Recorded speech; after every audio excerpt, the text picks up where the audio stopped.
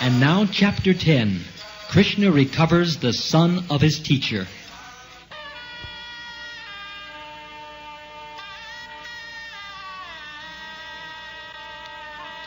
When Lord Krishna saw Vasudeva and Devaki standing in a reverential attitude, he immediately expanded his influence of Yoga Maya so that they could treat him and Balaram as children.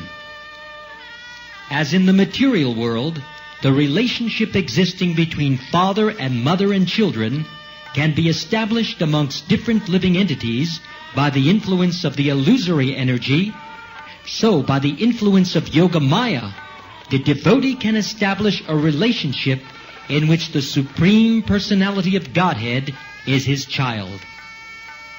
After creating this situation by his Yoga Maya, Krishna, appearing with his elder brother Balaram as the most illustrious son in the dynasty of the Sattvatas, very submissively and respectfully addressed Vasudeva and Devaki. My dear father and mother, although you have always been anxious for the protection of our lives, you could not enjoy the pleasure of having us as your babies, as your growing boys, and as your adolescent youths.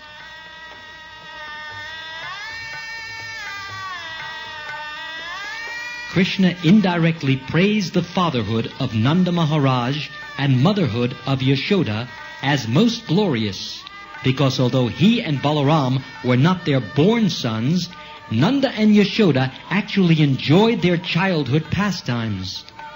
By nature's own arrangement, the childhood of the embodied living being is enjoyed by his parents. Even in the animal kingdom, parents are found to be affectionate to their cubs. Being captivated by the activities of their children, they take much care for their well-being. As for Vasudeva and Devaki, they were always anxious for the protection of their sons, Krishna and Balaram. That is why Krishna, after his appearance, was immediately transferred to another's house. Balaram was also transferred from Devaki's womb to Rohini's womb.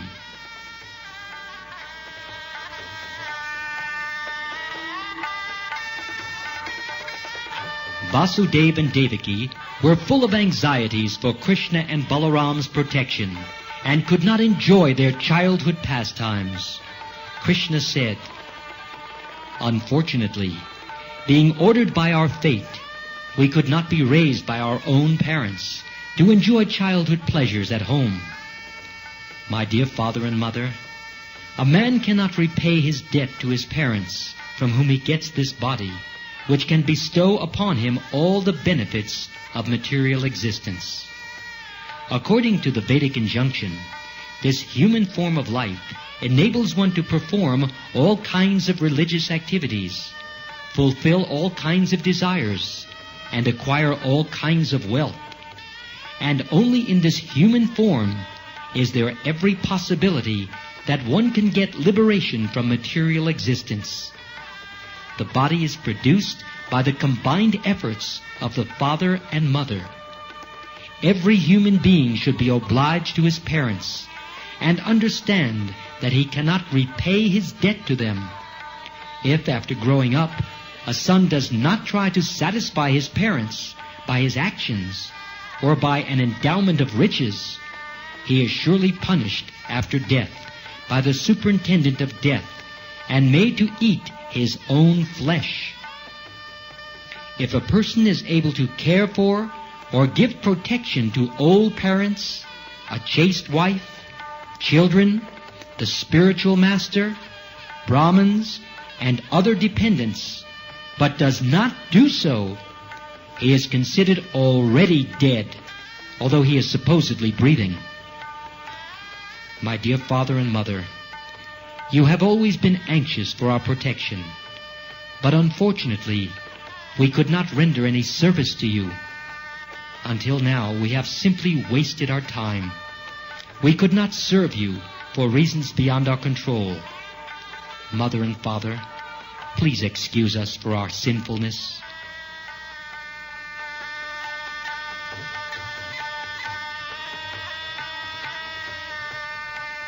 When the Supreme Personality of Godhead was speaking as an innocent boy, in very sweet words, both Vasudeva and Devaki became captivated by parental affection and embraced him with great pleasure. They were amazed and could not speak or answer the words of Krishna, but simply embraced him and Balaram in great affection and remained silent, shedding incessant tears. Thus, having consoled his father and mother, the Supreme Personality of Godhead, appearing as the beloved son of Devaki, approached his grandfather Ugrasen and announced that Ugrasen would now be the king of the Yadu kingdom. Kamsa had been forcibly ruling the kingdom of Yadu in spite of the presence of his father, whom he had arrested. But after the death of Kamsa, Kamsa's father was released and announced to be the monarch of the Yadu kingdom. It appears that in those days, in the western part of India, there were many small kingdoms ruled by the Yadu dynasty, Andak dynasty, Vrishni dynasty, and Boj dynasty. Maharaj Ugrasen belonged to the Boj dynasty. Therefore, Krishna indirectly declared that the king of the Boj dynasty would be emperor of the other small kingdoms. He willingly asked Maharaj Ugrasen to rule over them because they were his subjects.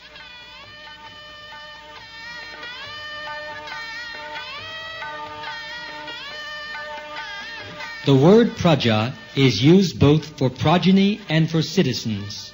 So Krishna belonged to the praja, both as grandson to Maharaj Ugrasen and as a member of the Yadu dynasty.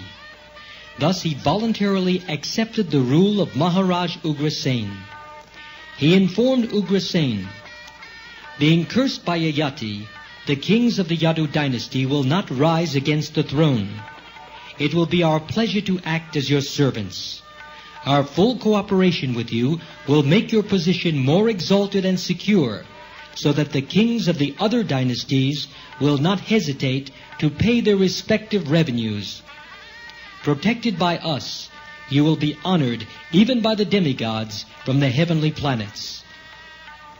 My dear grandfather, out of fear of my late uncle Kamsa, all the kings belonging to the Yadu, Vrishni, Andak, Madhu, Dashara, and Kukura dynasties were very anxious and disturbed.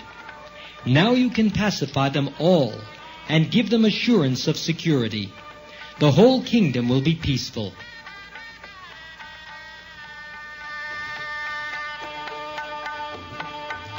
All the kings in the neighboring area had left their homes in fear of Kamsa and were living in distant parts of the country. Now, after the death of Kamsa and the reinstallment of Ugrasen as king, the neighboring kings were given all kinds of presentations and comforts. Then they returned to their respective homes. After this nice political arrangement, the citizens of Mathura were pleased to live in Mathura, being protected by the strong arms of Krishna and Balaram.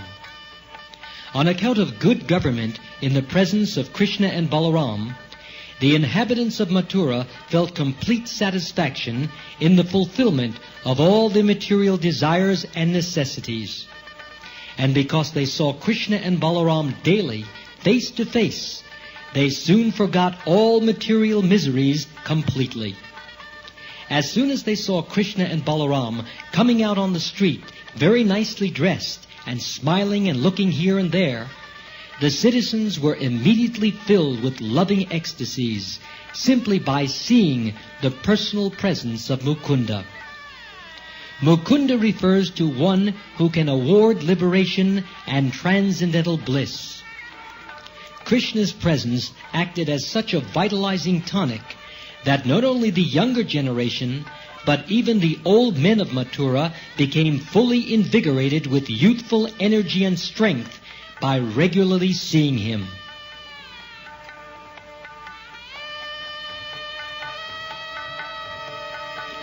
Nanda Maharaj and Yashoda were also living in Mathura because Krishna and Balaram were there. But after some time, they wanted to go back to Vrindavan. Krishna and Balaram went before them and very affectionately embraced Nanda and Yashoda, and Krishna spoke as follows: "My dear father and mother, although I was born of Vasudeva and Devaki, you have been our real father and mother, because from our very birth and childhood you raised us with great affection and love. Your affectionate love for us was more than anyone can offer one's own children. You are actually our father and mother, because you raised us as your own children when we were just like orphans. For certain reasons, we were rejected by our father and mother, and you protected us. My dear father and mother, I know that you will feel separation upon returning to Vrindavan and leaving us here. But please rest assured that I shall come back to Vrindavan just after giving some satisfaction to my real father and mother, Vasudeva and Devaki, and my grandfather and other family members." Krishna and Balaram satisfied Nanda and Yashoda by sweet words and by presentations of various clothing, ornaments, and properly made utensils. They satisfied them along with their friends and neighbors who had come with them from Vrindavan to Mathura as fully as possible. On account of excessive parental affection for Balaram and Krishna, Nanda Maharaj felt tears in his eyes, and he embraced them and then started with the cowherd men for Vrindavan.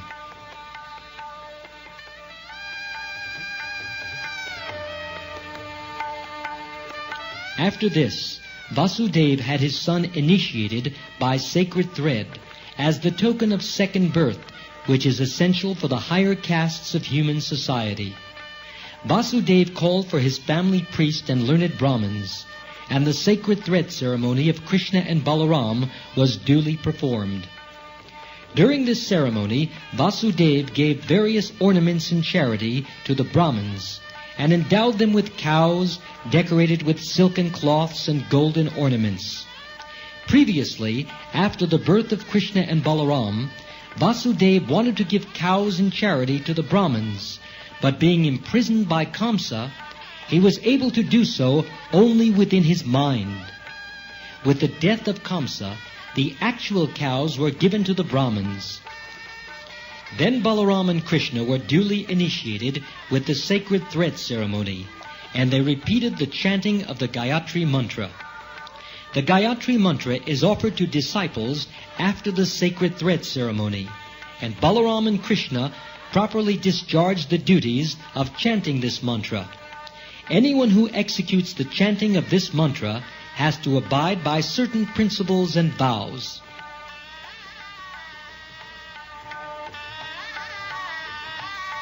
Although Balaram and Krishna are both transcendental personalities, they strictly followed the regulative principles.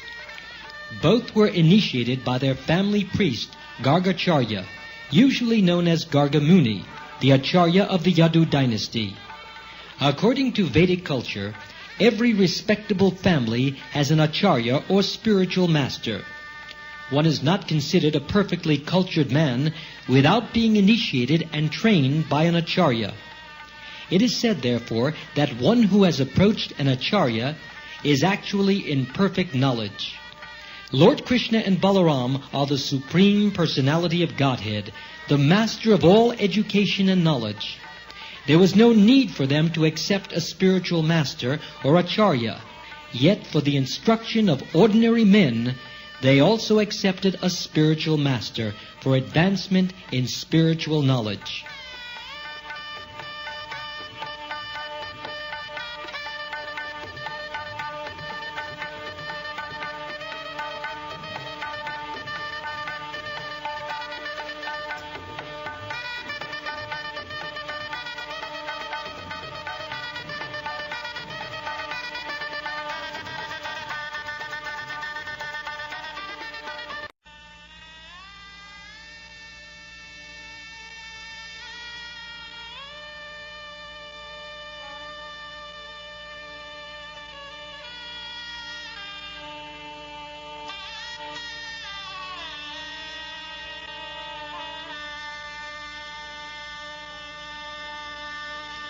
It is customary after being initiated in the Gayatri Mantra for one to live away from home for some time under the care of the Acharya to be trained in spiritual life.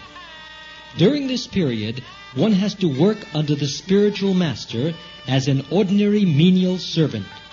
There are many rules and regulations for a brahmachari living under the care of an Acharya, and both Lord Krishna and Balaram strictly followed those regulative principles while living under the instruction of their spiritual master, Sandipani Muni, in his place in northern India. According to scriptural injunctions, a spiritual master should be respected and regarded on an equal level with the Supreme Personality of Godhead. Both Krishna and Balaram exactly followed those principles with great devotion and underwent the regulations of brahmacharya. Thus they satisfied their spiritual master, who instructed them in Vedic knowledge. Being very satisfied, Sandipani Muni instructed them in all the intricacies of Vedic wisdom and in supplementary literatures such as the Upanishads. Because Krishna and Balaram happened to be Kshatriyas, they were specifically trained in military science, politics, and ethics. In politics, there are 6 departments of knowledge: how to make peace, how to fight, how to pacify, how to divide and rule, how to give shelter, and so on. All these items were fully explained and instructed to Krishna and Balaram.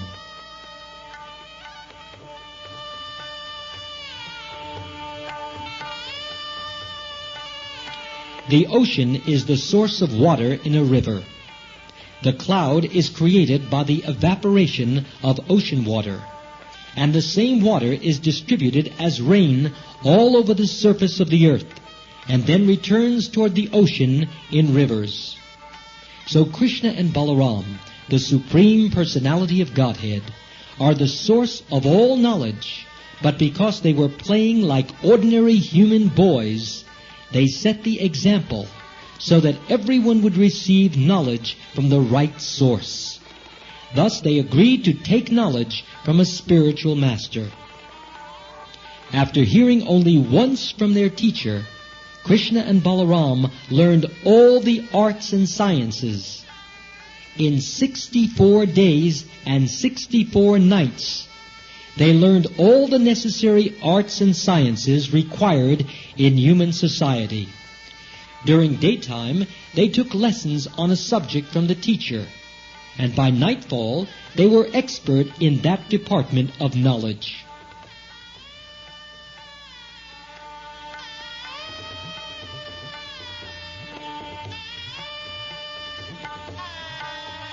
First of all, they learned how to sing, how to compose songs, and how to recognize the different tunes.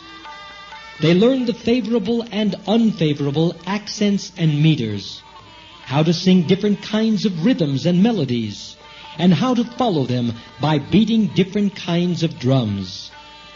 They learned how to dance with rhythm, melody, and different songs. They learned how to write dramas, and they learned the various types of paintings, beginning from different village arts up to the highest perfectional stage. They also learned how to paint tilak on the face and make different kinds of dots on the forehead and cheeks. Then they learned the art of making paintings on the floor with liquid paste of rice and flour. Such paintings are very popular at auspicious ceremonies performed at household affairs or in the temple. They learned how to make a resting place with flowers and how to decorate clothing and leaves with colorful paintings. They also learned how to set valuable jewels and ornaments. They learned the art of wringing water pots. Water pots are filled with water to a certain measurement, so that as one beats on the pots, different tunes are produced, and when the pots are beaten together, they produce a melodious sound.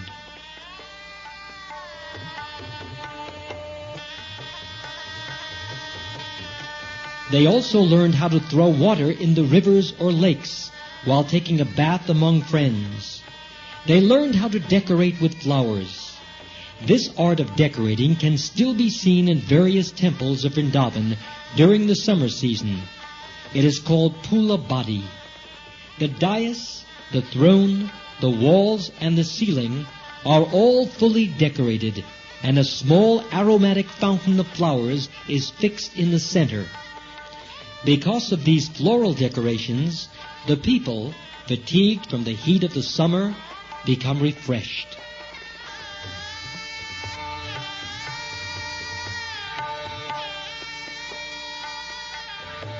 Krishna and Balaram learned the art of dressing hair in various styles and fixing a helmet in different positions on the head. They also learned how to set up a theatrical stage, how to decorate dramatic actors with cloth and with flower ornaments over the ear, and how to sprinkle sandalwood pulp and water to produce a nice fragrance. They also learned the art of performing magical feats. Within the magical field, there is an art called Bahurupi, by which a person dresses himself in such a way that when he approaches a friend, he cannot be recognized. Krishna and Balaram also learned how to make beverages required at various times, and they studied syrups and tastes and the effects of intoxication. They learned also different types of sewing and embroidery works, as well as how to manipulate thin threads for dancing puppets. They learned how to string wires on musical instruments, such as the veena, sitar, esaraj, and tambura, to produce melodious sound. Then they learned puzzles and how to set and solve them. They learned the art of reading books, from which even a foolish student can very quickly learn to read the alphabet and comprehend writing. Then they learned how to rehearse and act out a drama. They also studied the art of solving crossword puzzles, filling up the missing spaces, and making complete words.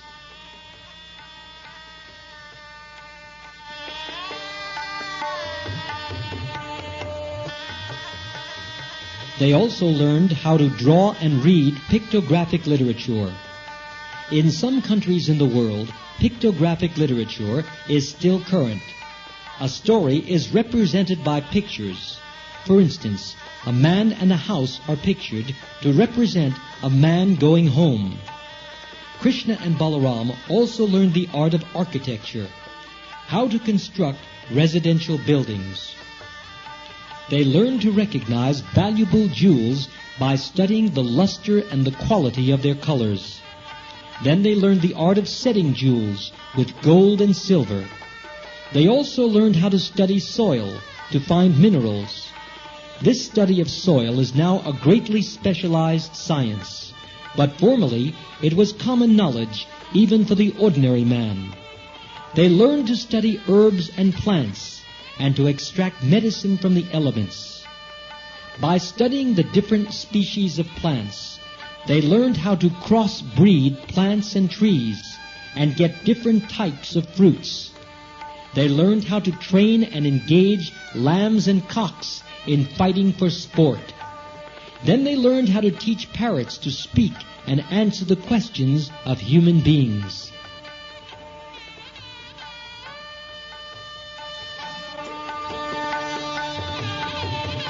They learned practical psychology, how to influence another's mind, and thus induce another to act according to one's own desire. Sometimes this is called hypnotism. They learned how to wash hair, dye it in different colors, and curl it in different ways. They learned the art of telling what is written in someone's book without actually seeing it. They learned to tell what is contained in another's fist.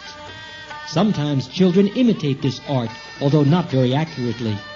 One child keeps something within his fist and asks his friend, "Can you tell what is within?" And the friend gives some suggestion, although he actually cannot tell.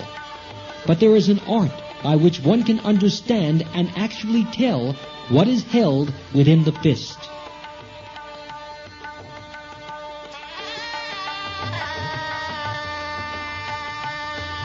Krishna and Balaram learned how to speak and understand the languages of various countries. Not only did they learn the languages of human beings, Krishna could also speak even with animals and birds. Evidence of this is found in Vaishnava literature compiled by the Goswamis. Then Krishna and Balaram learned how to make carriages and airplanes from flowers. It is said in the Ramayana that after defeating Ravan, Ramachandra was carried from Lanka to Bharatvarsha on a plain of flowers called Pushparata. Krishna then learned the art of foretelling events by seeing signs. In a book called Karnavachan, the various types of signs and omens are described. If when one is going out, one sees someone with a bucket full of water, that is a very good sign. But if one sees someone with an empty bucket, it is not a good sign. Similarly, if one sees a cow being milked alongside its calf, it is a good sign. The result of understanding these signs is that one can foretell events, and Krishna learned the science. Krishna also learned the art of composing matraka. A matraka is a crossword section with 3 letters in a line. Counting any 3 from any side, it will count 9. The matrakas are of different kinds and for different purposes.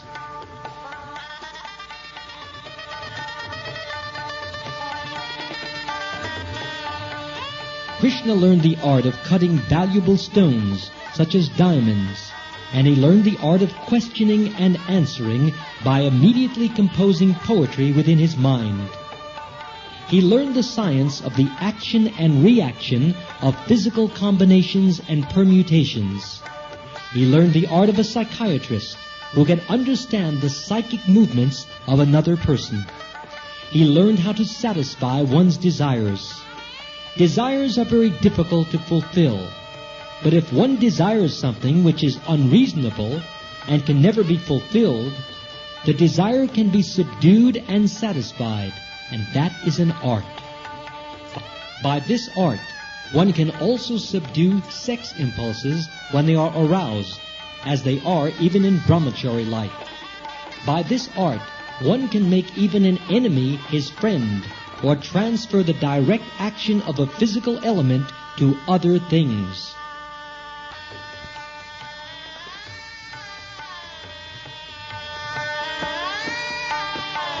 Lord Krishna and Balaram, the reservoir of all knowledge, exhibited their perfect understanding of all the arts and sciences above mentioned. Then they offered to serve their teacher by awarding him anything he desired. This offering by the student to the teacher or spiritual master is called Guru Dakshina. It is essential that a student satisfy the teacher in return for any learning received, either material or spiritual. When Krishna and Balaram offered their service in this way, the teacher, Sandipani Muni, thought it wise to ask them for something extraordinary, something no common student could offer. He therefore consulted with his wife about what to ask from them. He and his wife had already seen the extraordinary potencies of Krishna and Balaram, and could understand that the 2 boys were the Supreme Personality of Godhead. They decided to ask for the return of their son, who had drowned in the ocean near the bank at Prabhas Kshetra.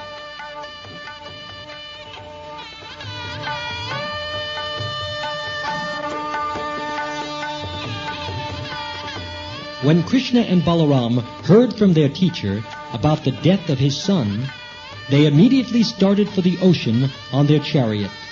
Reaching the beach, they asked the controlling deity of the ocean to return the son of their teacher. The ocean deity immediately appeared before the Lord and offered him all respectful obeisances with great humility. The Lord said, "Some time back you caused the drowning of the son of our teacher. I order you to return him." The ocean deity replied, "The boy was not actually taken by me, but was captured by a demon named Panchajan. This great demon generally remains deep in the water in the shape of a conch shell. The son of your teacher might be within the belly of the demon, having been devoured by him. On hearing this, Krishna dove deep into the water and caught hold of the demon Panchajan. He killed him on the spot, but could not find the son of his teacher within his belly. Therefore, he took the demon's dead body in the shape of a conch shell and returned to his chariot on the beach of Prabhas Kshetra. From there, he started for Samyamani, the residence of Yamaraj, the superintendent of death. Accompanied by his elder brother Balaram, who was also known as Halayuda, Krishna arrived there and blew on his conch shell.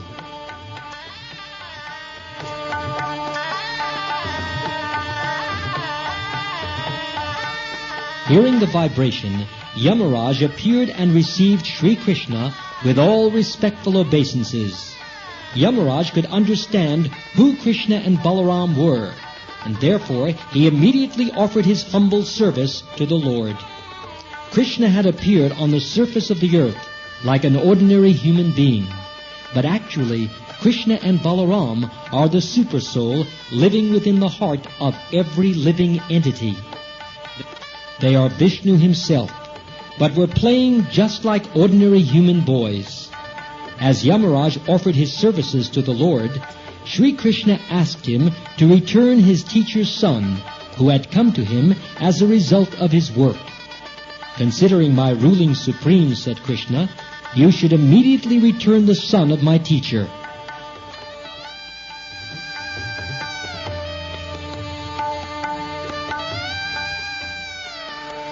Yamaraj returned the boy to the Supreme Personality of Godhead, and Krishna and Balaram brought him to his father. The brothers asked if their teacher had anything more to ask from them, but he replied, My dear sons, you have done enough for me. I am now completely satisfied. What further want can there be for a man who has disciples like you?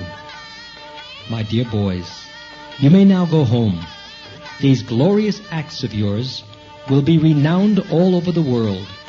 You are above all blessing, yet it is my duty to bless you. I therefore give you the benediction that whatever you speak will remain as eternally fresh as the instructions of the Vedas. Your teachings will be honored not only within this universe or in this millennium, but in all places and ages, and will remain increasingly new and important. Due to this benediction from his teacher, Lord Krishna's Bhagavad Gita is ever increasingly fresh and is renowned not only in this universe, but in other planets and other universes also. Being ordered by their teacher, Krishna and Balaram immediately returned home on their chariot. They traveled at great speeds like the wind and made sounds like the crashing of clouds. All the residents of Mathura, who had not seen Krishna and Balaram for a long time, were very pleased to see them again. They felt joyful, like a person who has regained his lost property. Thus ends the Bhakti-Vedanta purport of the second volume, 10th chapter of Krishna. Krishna recovers the son of his teacher.